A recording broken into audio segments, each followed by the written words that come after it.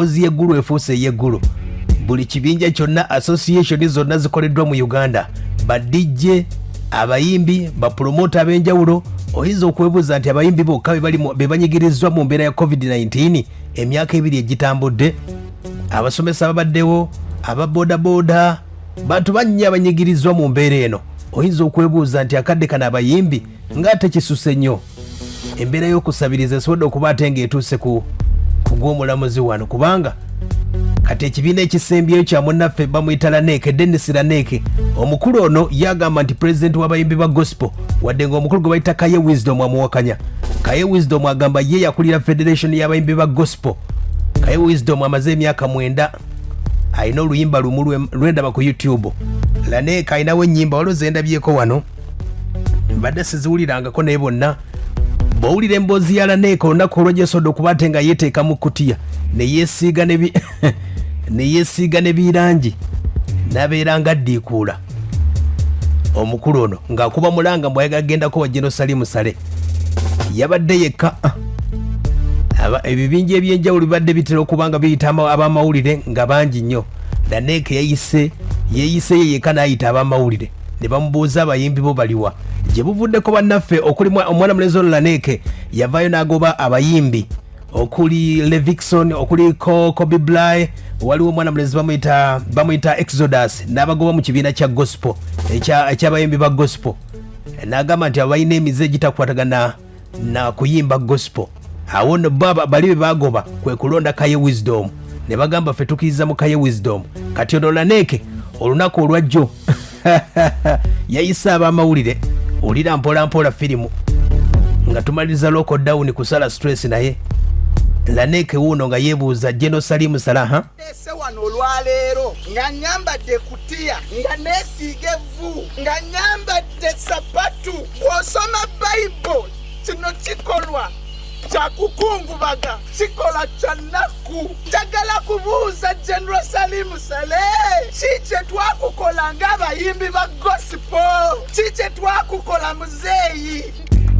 Aya basi yawulidde ng'ekiri eggulu bagamba nti buli aveeyo eggulu aba agenze mu ggulu. Omukulu Laneke yabadde yekka ng'akulira kibiina bamubuuza abayimbi bo baliwa wuno nno ng'atugamba ensonga ze. Osisinkanya abayimbi bonna abamisiri bakamiliyoni babebekulu baragadi bapresidenti Sindi bafina amasanyalazi tonnaba kusisinkana muyimbi wa gospel. Twakola ki? Mu nyumba yammwe mulimu pasita, mulimu bishop Mulampa, Patience Lwabwogo pasita ayina kanisa Luzira, naye ffe abayimbi abayimba ennyimba ez'omwoyo twakola ki? Musisinkanya abasumba, musisinkanye bapromota, musisinkanye ba DJs buli kimu, naye ffe abayimbi ba gospel temunaba tusisinkana. Nange njagala mumpite President Laneke nzije kwa choli ini nzije Gulu, Mr. Gulu, Mr. Aya basi Laneke nazaalibwa Gulu naye ayagala kugenda wa Jerusalemu Sale yakulira abayimbi ekibiina bakiyita Gospel Music Revival Artists. Wabula yo omukulu gwe bayita Kaye Wisdom ategeeza nti omukulu ono mufere. Mwana mulenzi ono Laneke ayina ekibiina ky'abakateyamba kyakozesaako okuba ate ng'afuna obuyambi, era Kaye Wisdom ategeeza bino abikola alaga abazungu abamuwa obuyambi nti embeera mbi, wabula tabikola mu mwoyo gwa kuyamba bayimbi. Kaye Wisdom naye agamba nti pulezidenti w'abayimbi yeesimbyewo ne kuba buloga. Neze wengende wa Jerusalemu muzeeyi wange oba wa Museveni simusabangako ssente zange era bisaati yali alowooza nali nkudde Museveni nga ye wamukuula. Kati eryo lisajja eribbirira Laneke lyo lyakirabye ne libuukira. Otegedde ekyo kimu. Ekyokubiri weebuuze Wisdom biki byakoze. Right now ennaku ssatu gavumenti ya Uganda yasayinize ekifo kyabwebajjanga ekiwabaati ekyo ekintu first time emyaka 4 nakinyona President Museveni eyanyambako yali Ragadi. Genda omubuuze now kiki tukoledde Uganda. Aya basi omukulu Laneke wuno akyatubuulira yeetaaga buyambi. Lwaki temuvaayo ku bayimbi ba gospel? Twakola ki?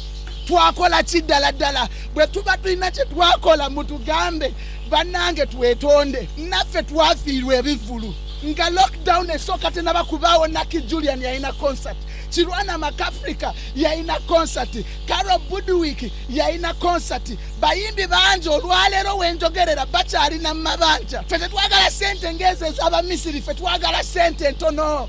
General Salim Saleh italaneke kwegairide. Nze kanesige vu, nze kansibe, kansabe, kansije Bible yagene kade. Osanga General Salim Saleh ono italaneke. Abayimbi bachali egulu italaneke kwegairide. Nze ntegere kigenda maso mu gospel music industry. Nze ntegere omuyimbi wa gospel.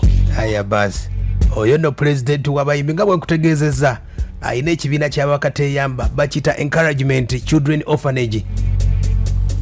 Bw'oba ogezera ku YouTube ku Facebook yonna kyakolako okuba ate nga afuna ku bazungu. Kati kano ye omukulu Kaye Wisdom bw'ategeeza nti ono scheme aba mufere. Wabula ye Laneka agamba ati alina numbers ezisinga Kaye Wisdom. Alina abamugoberera abangi nnyo. Aitera neke munyonyola abayimbi ba gospel kyebayitamu then alyokaita abayimbi ba gospel.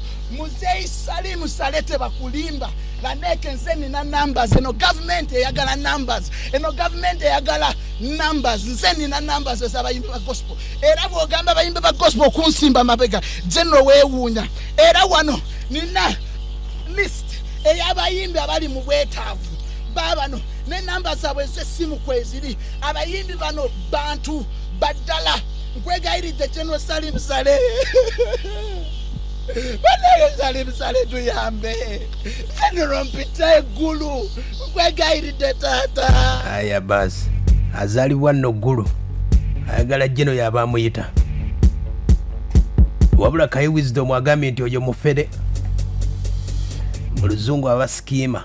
Laneka skima ntaddewo milioni 5 M235 andetera omulimu gwa Laneka gwakole Uganda mu myaka 5 emabega ngenda kuwa milioni 5. Omuntu yenna yeewayiriza buli watu agamba nze mukulembeze wa gospel hinze. Let me tell you abamubbi is skima akikola kubanga alina bayagala okula. Ndabula muzeyi wange General Saleh bwe nalaba eribbi eryo liraneke ku gate yeggulu ngenda kuwata amafuta nzijengoche muzeyi wange Saleh ntwale Luzira.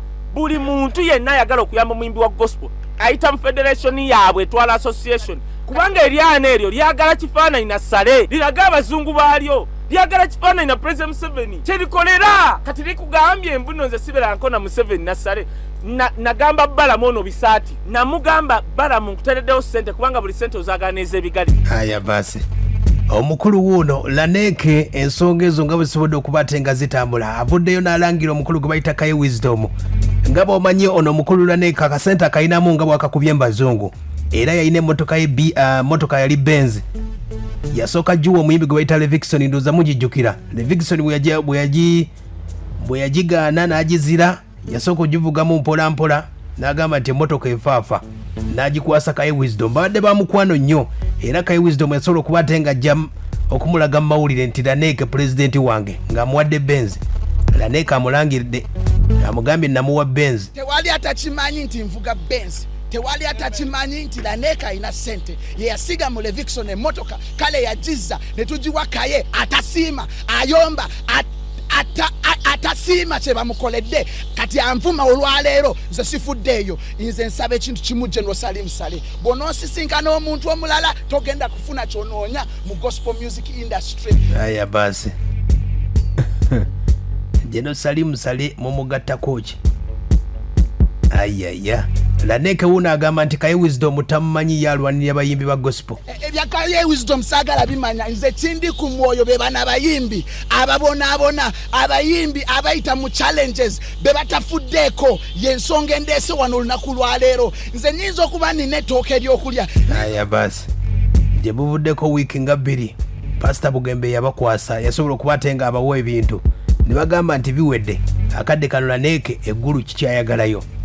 Aweereza General Salim Saleh Sale Nkambwe ulira bwagambye General Salim Saleh vayo kiri muno mu Bible kyawandikibwa mu Bible. Nze ngenda kusiiba ngenda kusaba era nzikira nkikiriza mukama nti General Salim Saleh ogenda kuvaayo sisinkane abayimbi aba gospel yitalaneke ramaka shantayara baba yandere bobo gulu yantayara baba shantara basa General Salim Saleh makoshita yara baba laneke president mokoshetere bebe tugenda kusisinkana mulinye lya Yesu inze siri mulalu Sendagala okutegeeza ensi ndi mukukungubaga mu bassekabaka bayambalanga ekutiya mu bassekabaka beesiiganga